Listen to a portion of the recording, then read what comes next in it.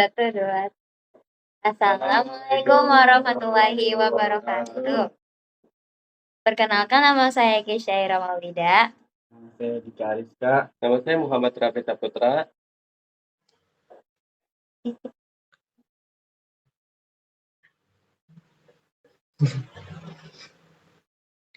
Saya izin memperkenalkan diri, Kak Bapak ya? Gak apa-apa, Kak.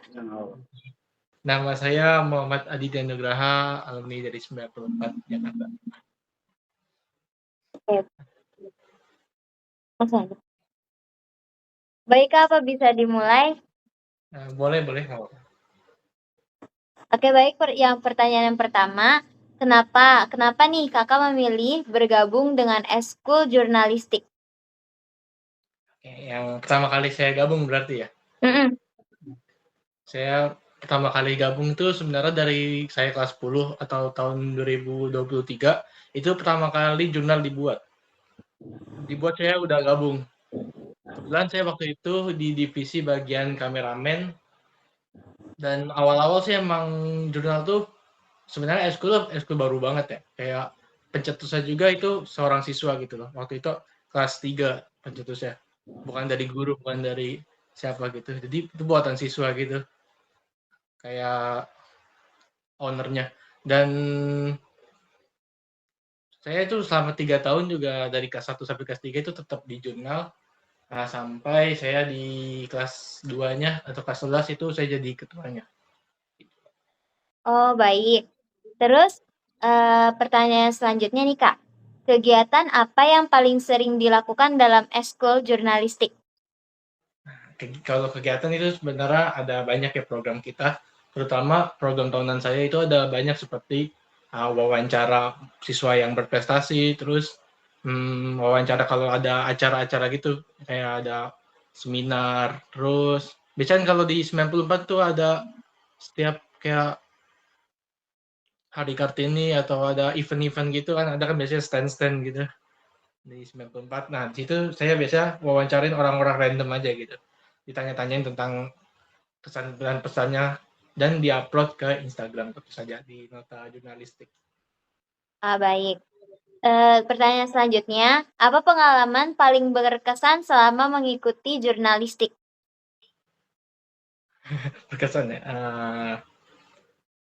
Sebenarnya yang berkesan itu waktu saya jadi ketua, karena di situ tuh kita cuma waktu itu sebelum ada angkatan kakak kelas kalian nih, saya cuma jurnal tuh cuma sisa 3 orang doang, itu cowok semua.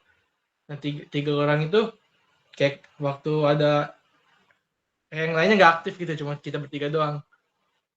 Nah, habis itu juga kebetulan ada buka open recruitment, dah di situ mulai banyak rame, jadi saya juga seneng lagi gitu semenjak jurnal rame. Dan program-programnya jalan lagi yang saya pengenin.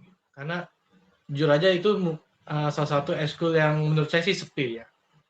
Kalau nggak dijalanin gitu, karena dulu juga kita nggak ada pembina, nggak ada pengawasan juga, nggak ada pelatihnya, benar-benar mandiri gitu, cuma siswa-siswa doang yang menjalani gitu. Jadi kalau kitanya nggak gerak, mau siapa lagi, kita nggak bakal jalan eskul. Selanjutnya, skill apa saja yang Kakak pelajari setelah ikut eskul? Kalau untuk skill ya. Skill itu sebenarnya ada di sini kan, di jurnal tuh ada banyak bidang ya, ada kayak artikel, ada yang ada wawancara kameramen, itu sebenarnya banyak sih skill yang bakal kita pelajari, terutama itu ngomong di depan kamera itu benar-benar sulit sih kalau untuk pemula gitu. Kebetulan juga saya waktu itu pernah masuk diwawancarain juga, pernah saya juga. Jadi itu benar-benar kita dipaksa untuk bisa gitu. Kalau nggak bisa itu kayak gimana ya? Soalnya juga ditampilin di Instagram kan, dan juga itu juga sebenarnya eskul itu benar-benar didorong sama kepala sekolah gitu, biar terus upload gitu setiap ada event. Jadi kita harus dipaksa harus bisa gitu. Oke, baik. Selanjutnya nih, Kak. Apa tantangan terbesar saat membuat berita atau membuat konten? Konten kayak biasa di-upload itu ya, Iya, Instagram. iya. Tantangan terbesar ya. Pertama itu ada mencari narasumber. Itu jujur aja itu susah banget, karena nggak semua siswa itu mau ditanyain gitu loh. Kayak males gitu. Dan yang kedua itu dari device kita juga dulu kebetulan waktu untuk menjalani program karena saya belum ngecek juga. Dan yang ketiga itu ini yang paling utama sih personil, kita benar kekurangan personil sih.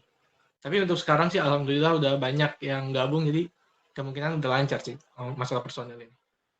Jadi kayak kekurangan orang seperti itu. Mohon maaf Kak, bisa diulangi soalnya tadi patah-patah. Oke. Maaf ya, maaf. Sudah. Iya. Ini saya pindah tempat. Jadi itu tantangannya ada 3 sebenarnya. Yang pertama itu tadi dari device. Device itu tidak didukung, kita benar-benar pakai menggunakan barang-barang pribadi. Dan yang kedua itu dari orang-orang anggotanya itu kadang-kadang kita tuh anggotanya emang kurang gitu loh, kekurangan anggota lah, kayak orang itu mulu gitu, takutnya kan kecapean juga.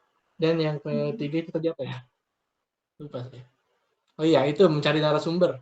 Cari narasumber itu susah banget, apalagi narasumber itu dari kalangan siswa gitu. Jadi banyak siswa itu yang nggak mau diwawancarai gitu.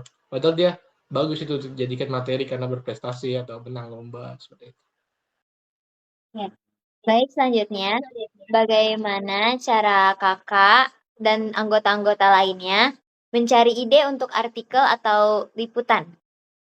Nah, mencari ide ya. Sebenarnya tuh kalau untuk liputan gitu kita sesuai dengan temanya sih.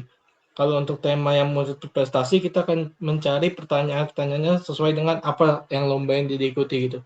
Kayak tantangan lomba itu dan kenapa sih mau ikut lomba itu. Dan kalau untuk berita-berita terbaru, sebenarnya kita itu mengikuti hal yang viral ya, tapi terutama viral yang ada kaitannya dengan pendidikan, dunia pendidikan seperti itu. Jadi yang berkaitan sama pendidikan semuanya kita masukin. Oke, baik, selanjutnya. Menurut kakak nih, apa manfaat eskul jurnalistik untuk siswa lain yang mungkin belum mengikuti eskul jurnalistik? Sebenarnya manfaat ya. Kalau untuk manfaat, kalau untuk dijelasin sih sebenarnya saya nggak begitu bisa ya ngejelasin. Tapi kalau udah gabung itu pasti ngerti apa manfaatnya, kayak apa ya namanya ya?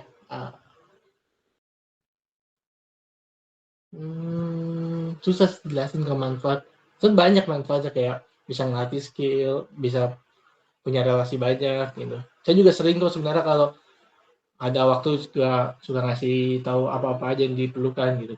Saya suka kadang ke sekolah juga untuk melihat anak-anak jurnal itu program terbarunya apa, dan mereka juga kreatif bikin program-program sendiri gitu tanpa harus bimbingan pembina gitu. Jadi menurut saya itu yang paling bermanfaat sih, bikin idenya bagus banget.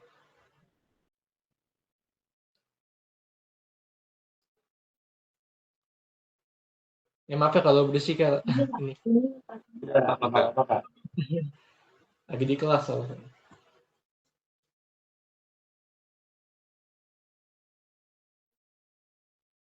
Oke, baik. Pertanyaan selanjutnya, platform apa yang digunakan untuk mempublikasi hasil karya seperti mading atau web, IG, dan lain-lain? Oke. Kalau platform kayak berarti aplikasi yang digunakan apa aja gitu ya? Aplikasi sih sebenarnya kalau untuk sosial media itu yang paling utama itu Instagram, karena semuanya bisa dijangkau di Instagram gitu. Jadi semua orang punya Instagram gitu.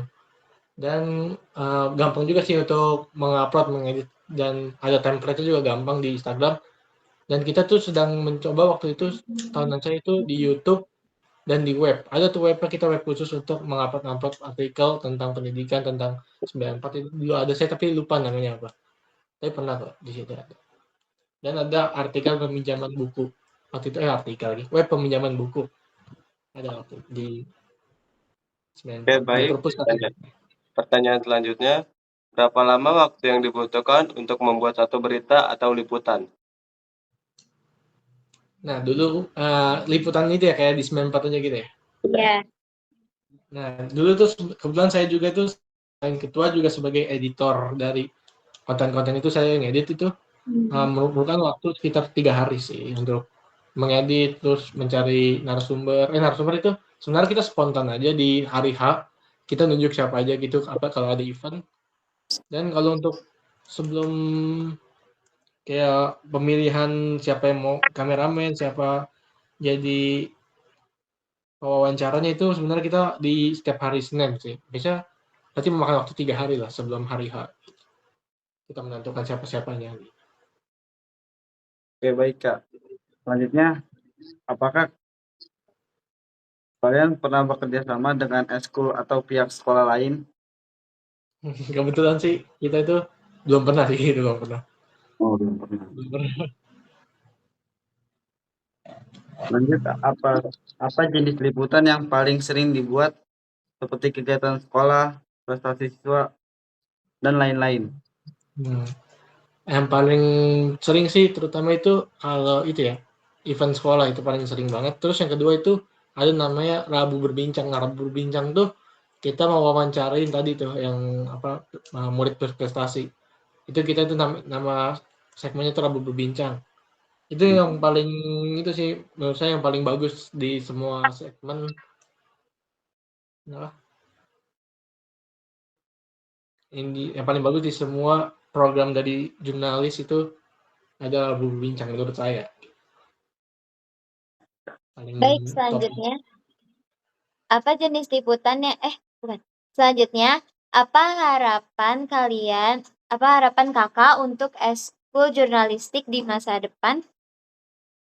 Oke, harapan saya sih ini cuma satu nih dari dulu saya pengen eskul jurnal itu makin rame, itu yang paling saya pengen. Makin banyak peminatnya, makin banyak yang masuk gitu. Karena dari tahunan saya sampai sekarang sih menurut saya anggotanya tuh nggak lebih dari 20 gitu. Ya sepi banget. Nggak tahu sih kalau sekarang kelas 10-nya banyak apa enggak. Semoga aja banyak ya. Banyak nggak sih kelas 10-nya? Banyak Kak. Banyak. Ini ada yang jurnal nggak? Ada yang jurnal nggak? Kamu apa? Itunya. Saya itu Kak divisi podcast. Sekarang jurnal sudah Ada membuat podcast ya sekarang ya? ya ada Keren banget. program kerja baru. Keren banget ada podcast. Nggak pernah sering upload gak sih sekarang? Uploadnya kalau podcast tuh biasa hari Sabtu malam. Iya, Sabtu malam Kak. Malam minggu berarti ya? Iya. Nanti deh saya kapan-kapan datang ke itu. S4. Baik, pertanyaan yang selanjutnya. Apa pesan kakak untuk siswa lain yang ingin bergabung ke dalam eskul jurnalistik? Pesan saya sih masuk aja gak apa-apa. Ini kita sebenarnya di jurnal tuh nggak ada senioritas kok, benar santai banget. Benar santai banget itu nggak ada yang merasa lebih tinggi apa lebih ketua gitu. Jadi kalau masuk aja gak apa-apa. Jadi kita benar santai gitu. Yang penting ngerjain tugasnya aja sih kalau dikasih tugas atau apa. Benar santai gitu. Nggak ada senioritas kayak yang lain-lain gitu. Eskul lain. Baik, pertanyaan selanjutnya. Menurut kakak, apa yang membuat eskul jurnalistik berbeda dari eskul lainnya? Eskul jurnalistik berbeda. Apa ya?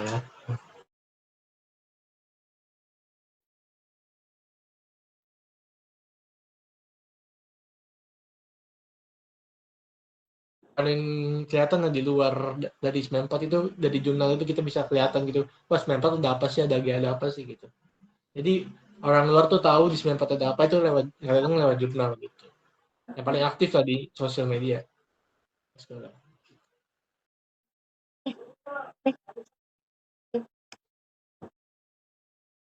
Oke Kak, sudah baik. Terima kasih sudah bisa diwawancarai. Makasih juga Kak udah meluangkan waktunya. Iya nggak apa-apa. Maaf juga kalau mengganggu.